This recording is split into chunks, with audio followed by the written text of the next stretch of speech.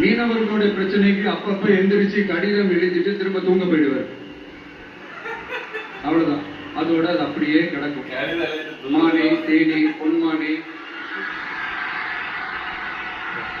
இப்படி எல்லாம் கடிதம் எழுதுறதெல்லாம் வேலைக்கு ஆகாது. ஒன்றிய அரசுக்கு அந்த உண்மையான உணர்வு பூர்வமான அந்த அழுத்தத்தை கொடுக்கணும். நம்ம மீனவர்கள் மேல அவங்க கையே வைக்கக்கூடாது, கையே வைக்க விடக்கூடாது. அவங்களுக்கான அந்த பாதுகாப்பு பக்காவா இருக்கணும். அதுதான் நம்மளுடைய ஒரே அஜெண்டா. மீனவர்களே, அடுத்து நம்மளுடைய ஆட்சி தான். கவலைப்படாதீங்க, தைரியமா இருங்க. உங்களுக்கான பாதுகாப்பு பக்காவா இருக்கும். தீவு கைக்கு வரணும்ல.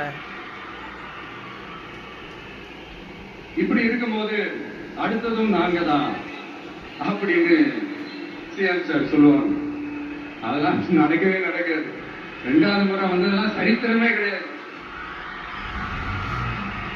சைனால கிரேட் வால் ஆஃப் சைனா கேள்விப்பட்டிருப்பீங்க.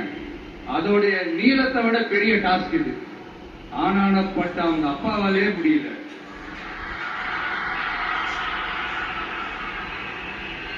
முன்னாடியே சொன்ன மாதிரி உரிய இடத்துக்கு போய் சம்பந்தப்பட்டவங்களோட பேசி அதுக்கான சொல்யூஷன் என்னன்னு தெரிஞ்சுக்கிட்டு அதை எக்ஸிக்யூட் பண்றதுதான் ஒரு தெளிவான அரசியல். சும்மா ஆறுதல் சொல்றதெல்லாம் தெளிவான அரசியல்லாம் கிடையாது. அதெல்லாம் ஒரு அம்பக் அரசியல். அரசியலுக்கு வந்துட்டா கலெக்ஷன் பார்க்கலாம் அப்படின்றதெல்லாம் அரசியல் கிடையாது. உண்மையிலே மக்களுக்கான அந்த உழைப்பு இருக்கணும். அதனாலதான் நாம் அரசியலுக்கு வந்திருக்கிறோம். இது எதிரிகளுக்கு நல்லாவே தெரியும். அதனாலதான் நம்மளை சுத்தி அத்தனை சதிகள். அதுல முக்கியமான சதி என்ன தெரியுமா?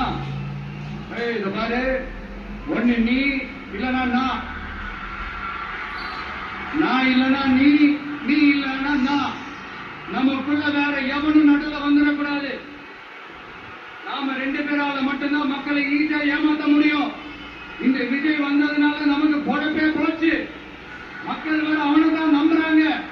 நாம வெளியே அடிச்சுக்கிற மாதிரி அடிச்சுக்கிட்டாலும் உள்ள நம்மளுடைய டீலிங் பக்காவா இருக்கணும்.